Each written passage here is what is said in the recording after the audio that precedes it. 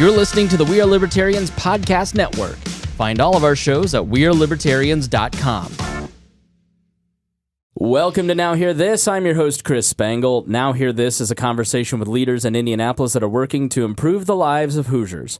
Our goal is to empower you to join in their work and make a difference while informing you about the unseen aspects of life in Indiana. If you miss an episode, you can listen via podcast at nowhearthisindy.com. Again, my name is Chris Spangle, and this week we are talking to Hope House, which is an organization in Grant County and Marion, Indiana. My guests are Shane Beal, who is the Director of Men's Programming for Hope House, and Tia Brewer, who is Director of Women's Programming. And you can check out their website at givetogrant.org/hopehouse. Shane and Tia, thank you so much for being here. Hey, thanks you for having us. For sure. Absolutely. Let's start off with what is Hope House, Shane? Okay, thanks. Well, first of all, we're grateful to be here and for the opportunity just to share about Hope House. So Hope House is a facility for men and women in recovery from addiction and substance use disorders. We hope to open for women in March and in men shortly thereafter. And so Hope House started as kind of a dream to help people find recovery in Grant County. Currently, there are no options for women in terms of transitional housing in Grant County, and so Tia is going to lead that and help our women recover at Hope House, and I'll do the same for men. So let's go to the beginning of the program. Let's go to the beginning of the program. How did it start and when? And sure, why? Thank you. We started praying about this time last year about what we could do in Grant County to help people with substance use disorders. T and I both have lived experience with addiction and what the recovery process looks like. And so we started praying about what we could do to help the community. And so in doing that, some people kind of heard our prayers and donated a house to us. And so we started the process of helping people in terms of planning what that would look like, developing procedures, developing programming. And so we hope to open at the end of March 2020 with welcoming our first women at Hope House, and then we'll, a couple months later, do that for men. And so the why is just we have a real epidemic, not only with opioids, but alcohol and connection and loss and kind of people just not finding their way. And so we hope that Hope House becomes something that will help them reconnect with their family, recover from substance use disorder, and be a real voice for people in recovery, at least in Grant County and hopefully for the whole state. And Tia, it seems like North Central Indiana seems especially hard hit when it comes to substance abuse issues and a tough economy. I mean, is that fair to say? I mean, what do you see in the community that you're working in? Sure. I do think that's easy to say about Northeast Indiana. What I will say is I don't think it's just Northeast Indiana. Certainly the economic difficulties that certain communities face, Grant County is one of those. As we've lost industry, I think the economy has suffered. And so if there's underlying substance use already occurring and that increases to deal with other stressors, family stressors, financial stressors, mental health issues that are going on, I think sometimes that gets highlighted in the midst of difficulty in the community around, right? But I think it's everywhere. I don't think substance use disorder really discriminates based on the economy in a community. What we do know about Grant County particularly is that the economic situation that our community's been in has made it difficult for us to develop resources there for people that are suffering from substance use disorder. And so it's required us to look other places to serve our population of people that are looking for recovery and looking for that support. And what we want to do is bring it back home, bring that recovery process back to our community so that we can start solving the problem from the inside out. May I ask you both about your own substance abuse struggles? I mean, you mentioned off air that you were here in Indianapolis and you went through recovery. What is your story, Tia? So in a nutshell, I was a practicing attorney from 2002 till 2018 when my license was suspended. During the course of those years, and really for the past 25 years prior to 2017, I had abused substances, alcohol, marijuana, eventually cocaine, crack. And throughout that process, I was getting more and more ill and less and less able to manage my life around me. So in 2015, I went to inpatient treatment for about 12 weeks down in Alabama for the first time. At that point, I was facing some really serious mental health issues because of my substance use that were interfering with my day-to-day life. I wasn't able to function in normal life anymore. That went from personal care to care of my children to managing my practice. When I got back from treatment, I did not do the things that were suggested to me. I came right back to my life as I had known it before. And I was sober for about 9 months before I relapsed. At that point, my use, whatever my worst use was prior to treatment the first time, it exponentially grew after my relapse in December of 2016. And by spring of 2017, I was again in full psychosis. I was not able to manage going to work. My then 9-year-old son had to go live with his dad because I wasn't able to care for him appropriately. He was in dangerous situations and in a dangerous environment. Our adult daughters were estranged from me because of my substance use disorder. And so I went to treatment again after 56 days in jail. I was arrested for a felony charge for contempt. And I sat in jail till I became willing to go to treatment again. Went to treatment at Terra Treatment Center in July of 2017. And when I finished that program successfully, my treatment team suggested that I not go home to Grant County. They suggested to me that transitional housing was necessary for me to be able to get a foundation of recovery under me before I tried to assimilate back into life, work life, family life, heal the relationships that I had broken. So I had an opportunity to go to Sis House here in Indianapolis. And I was resistant to that idea.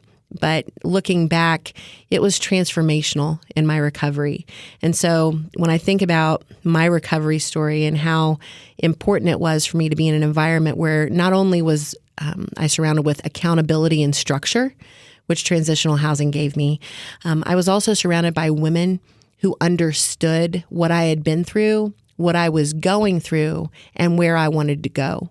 And I learned tools that I wouldn't have learned otherwise. And I was surrounded with love from people that loved me right where I was and people that were able to connect me to a recovery community that I've now embedded myself in.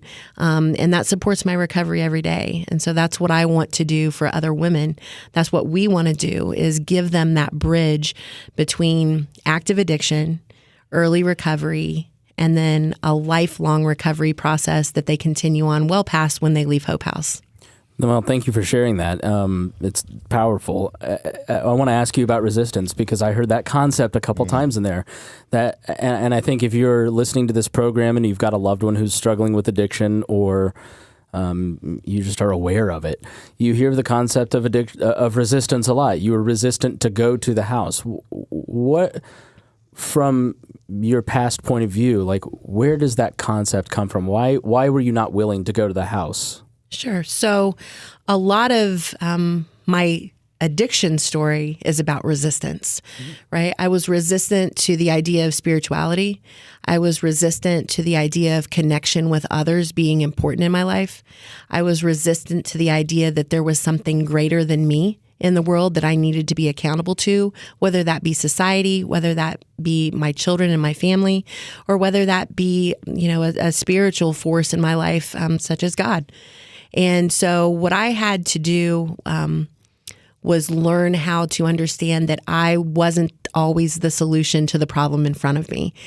And that was a very difficult thing for me to grasp or even become willing to accept.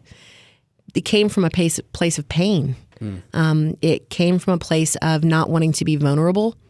And so it really took me experiencing pain, relationships, placing boundaries between myself and them, loss. You had to lose enough before you finally admitted that I need to do something. Sure. And I had to have enough people that loved me desperately put their hand up and say, we won't be part of you dying anymore. And that was well beyond just financial support, right? That was about people saying, we can't participate in your slow death anymore. Emotionally, physically, we're not going to do it. And so it's kind of like being tethered to a post out in a corral. When the sun gets hot enough and your thirst gets deep enough, you start to look to find a way to quench that thirst. And then when that bucket's placed in front of you, you may become less resistant to at least try that water. Yeah. So that's my story. You're listening to Now Hear This. I'm your host, Chris Spangle. We're talking to Hope House, which is an organization in Grant County in Marion, Indiana. And they're working on opening their first home on March 1st. They're raising money, and you can help them at givetogrant.org/hopehouse. I'm talking to Tia Brewer, who's Director of Women's Programming, and Shane Beal, Director of Men's Programming. Shane, what's your story? Wow, thanks. So I hear Tia's story a lot, but every time I hear it, I still get emotional. Yeah. So very similar to Tia, I practiced law too for almost 20 years in Grant County. But really my whole life since the 6th grade when I had my first drink, I've kind of dealt with substance use disorders. Sometimes it was bad, sometimes it was really bad. And at the end, it became something that I just couldn't control anymore, couldn't hide, couldn't resist, as Tia said, and couldn't stay in that denial. And so I had lost so much through the process, my law license, divorce, bankruptcies, you name it, I lost it, right? And at the end, which is my story, I was homeless, and I was at a point where it was a breaking point for me. I did go to treatment that didn't really work, kind of like Tia mentioned in her own story. And my story actually ended up being at the Indiana Department of Corrections, where I was sentenced for crimes related to my substance use disorder. And I served actually 17 months in the Indiana Department of Corrections for those crimes. But while I was there, I got treatment.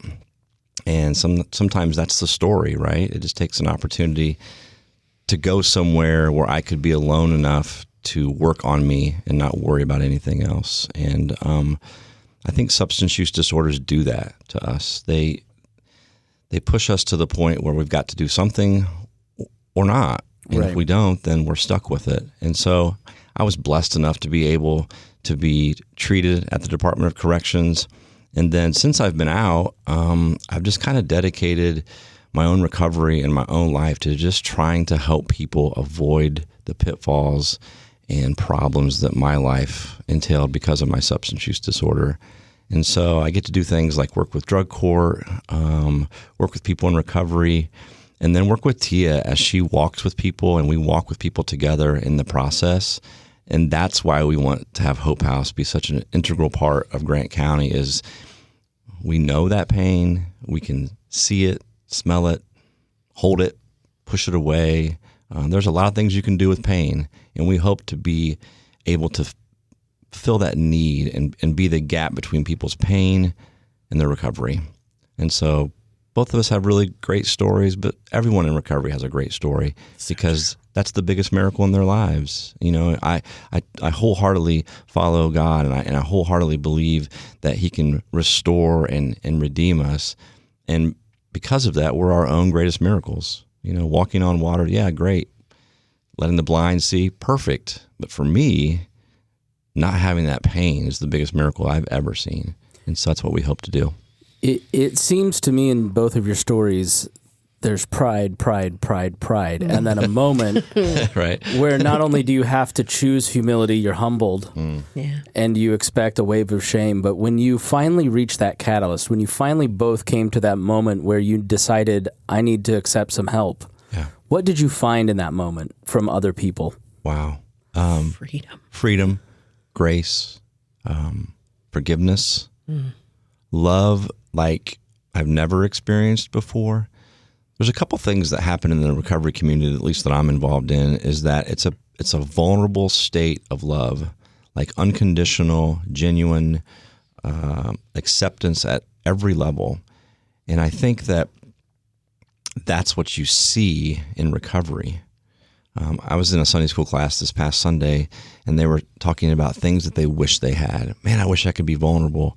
Man, I wish I could be really more open with people. I wish that I felt accepted. And I'm thinking, man, that's the gift of recovery. That's what we have when we go to meetings and we share our stories and we say, you can have this. It's freely given, right? And so we try to share this message with as many people to say, you know what, this is what recovery looks like. It's not just that you're not using. It's not that you get your family back, but you get yourself back and you get your life back and you can be something more than you were ever when you were using. T, you said the word freedom. What does that mean to you? So many different things, right? I did not realize how over the course of my adult life, I had given my power away to so many things, so many circumstances, so many goals that I thought were positive. I had spent my entire adult life giving away my power and then complaining that I felt shackled to my life, that I felt captive to circumstances around me, that I felt held hostage by relationships that I chose, by feeling, tied to obligations for family or work or a career or the things that I wanted, right? The stuff. And through recovery, what I've found out is when I don't give my power away, what I'm able to do is start to become empowered.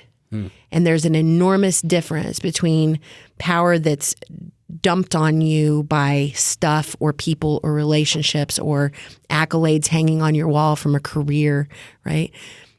When it's empowerment, that power comes from within me. And what I've learned through recovery and what I've been given through recovery is freedom to be who I am at my very best, right? Without worrying about how the other things in the world add to or detract from that. My day looks like, how can I be the best version of me there is? And yeah, that involves not drinking or using drugs anymore. That is such a small part of recovery for me. It seems like a huge part at the beginning, right? We count our days of sobriety. We do that throughout because that is important. And that is the basis. If I use or drink today, then all of the other stuff goes away. But the greatest gift of recovery is the ability to become empowered to be who I'm intended to be and be the best version of that. And sometimes, there are days when that version is pretty great. And there are other days when that version is maybe mediocre. Right. But either way, I have the opportunity tomorrow to become another best version of myself because I didn't get drunk or high today. Yeah. Any friend who's gone through recovery or through my own experiences with therapy, it's a very tender time. Why is recovery housing so important? Is it because it helps build a little bit of a shell around a person who is just really tender? I'm going to let T answer that because she's actually lived there and she has a really good story about how that works.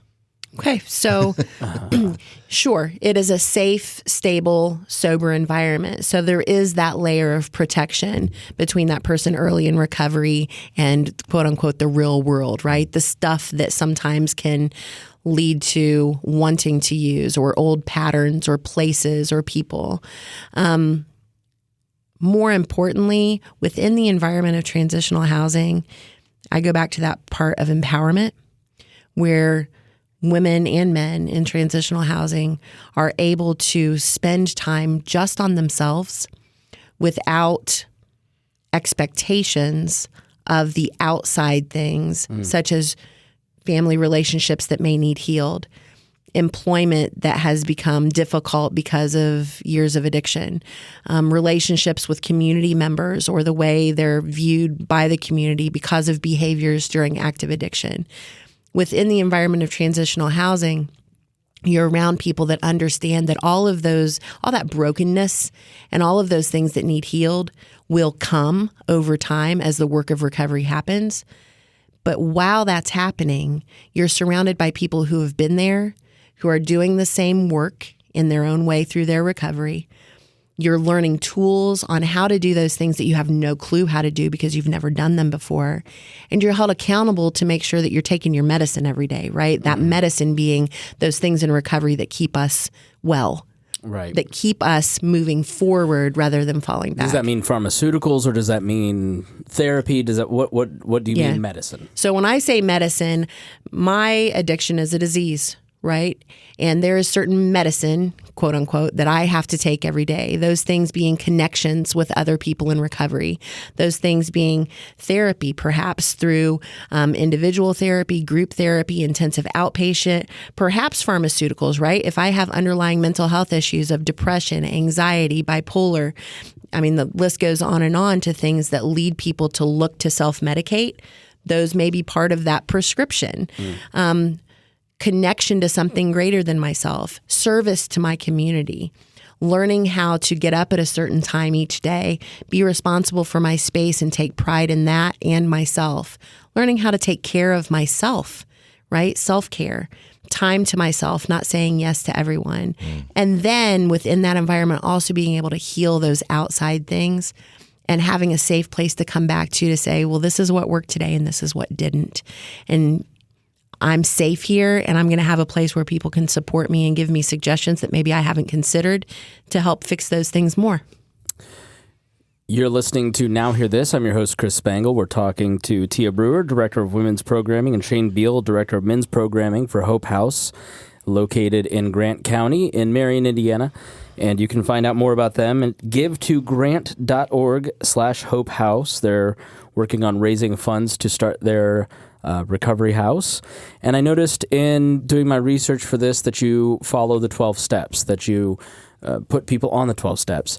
Maybe give a brief overview of what that is for those that might not be familiar. But my question truly is, why has the 12-step program endured for so long and been so successful for so many people?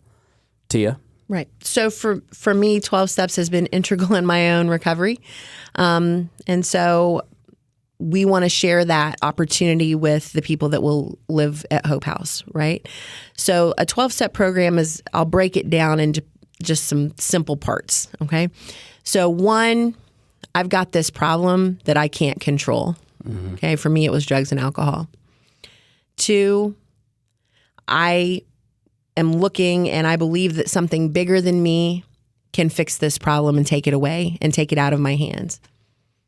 3, I'm willing to let that higher power do that. I'm going to get out of the way. I'm going to take someone else's direction. I'm going to let someone else drive the bus. And then from there, I'm going to do those things. I'm going to clean house, right? I'm going to take responsibility for the things that I've done wrong and the behaviors that I've created or that I've participated in that have hurt other people. I'm going to figure out what led me to thinking those behaviors were okay.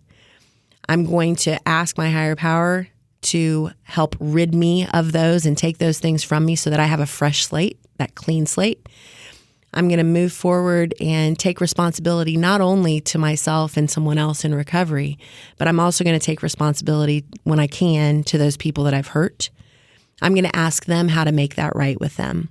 I'm not going to make that prescription myself either for healing. I'm going to ask them what they need from me to heal what's happened. And sometimes that'll happen quickly, and sometimes that happens over time, and it may not happen in some instances.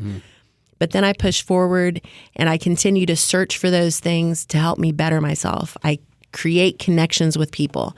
I deepen my relationship with my higher power. I continue to search inside myself to eliminate those things that have gotten in the way before in my life of being the best version of me. I'm going to continue to try and make connections with other people that are looking for the same thing. And I'm going to give that to them. I'm going to give them the opportunity that was given me when they want it, right? Not going to force it down anyone's throat, but what I'm going to do is I'm going to freely offer to you what I've been given through the suggestions and guidance and love of the people around me in recovery. I'm going to be willing to give that to you. And then tomorrow morning, I'm going to wash, rinse, and repeat and do it all again. Yeah. That's right. So, yeah. So we don't have a lot of time left, but if someone is listening right now, and I'm sure they are, that either is in them hearing this and seeing themselves in it, or seeing a loved one in it, what would you recommend as some first steps? First, for the person that may think that they have an addiction issue of some sort, or a loved one has an addiction issue and I don't know how to help them. What recommendations would you make? I'll take the first one. So if someone out there is struggling today, first of all, I want you to know that you're not alone, and that it's okay. And it's okay to ask for help. And we hope that you do that. And so you could call us. You can find the information on our website. What's the phone number? 765-667-0150 is my personal cell phone. You can call me at any time. I always have it on me. I'll never not answer. I'll never not return your call. You can always ask for help. That's what I would say, that we're always going to give you the help that you want. And what if you have a loved one? You hear a husband, a wife, a son, a parent in these words. What should someone do? Right. So you can always call me too. So my number is 765-506-1482.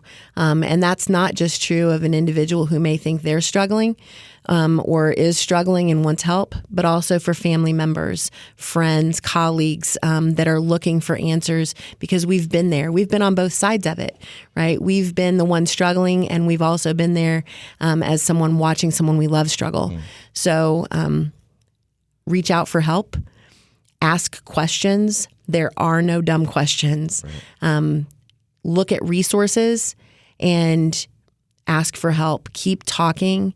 And more importantly, love that person where they are. Love them where they are. That doesn't mean help them die, right? It doesn't mean don't set boundaries. What it means is love them where they are, so that when they do reach their hand out for help and when they're ready, you're able to at least offer them the resources and the way to get there.